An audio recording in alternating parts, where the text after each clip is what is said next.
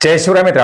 मित्रांनो सध्या राज्याचं अर्थसंकल्पीय अधिवेशन सुरू आहे आणि याच अर्थसंकल्पीय अधिवेशनामध्ये लोकप्रतिनिधी समाधान आवताडे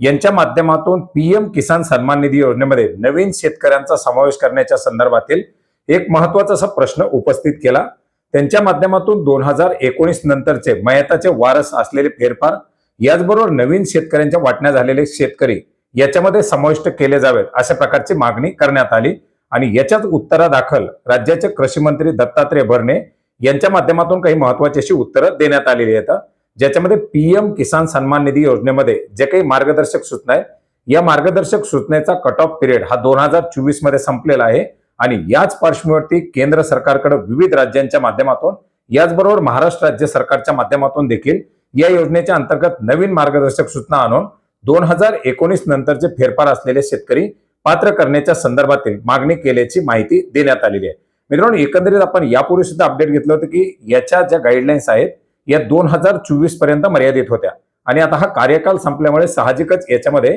नवीन शेतकऱ्याचा समाविष्ट करण्यासाठी मागणी केली जात आहे। मित्रांनो, एकंदरीत आपण जर पाहिलं तर याच्या संदर्भातील आपण या 2020च्या ऑपरेशनल गाईडलाईन्स पाहू शकता, ज्या 2020 मध्ये 29 मार्च 2020 मध्ये घेण्यात आलेल्या होत्या।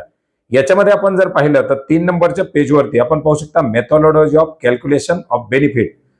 ही एक बाब दिलेली आहे, ज्याच्यामध्ये आपण पाहू शकता 5.2 अंतर्गत आपल्याला या ठिकाणी दिलेलं आहे की cut off date of determination of eligibility of beneficiaries, म्हणजे याच्या अंतर्गत लाभार्थ्याच्या पात्रतेसाठी 1 फेब्रुवारी 2019 पूर्वीचे जे काही फेरफार झालेले शेतकरी येतं हे शेतकरीच पात्र असणार आहेत आणि ही जी काही लाभासाठीची अट आहे ही पुढील 5 वर्षासाठी लागू असणार आहे। म्हणजे 2020 पासून ते 5 वर्ष,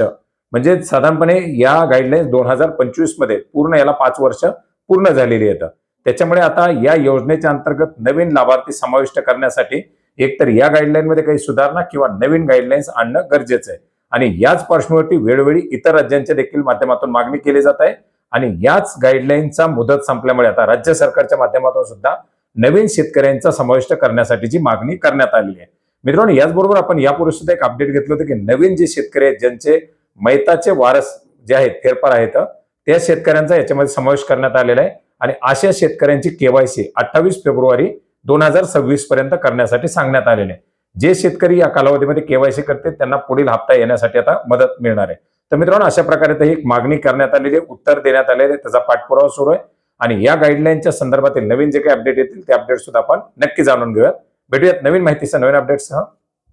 धन्यवाद।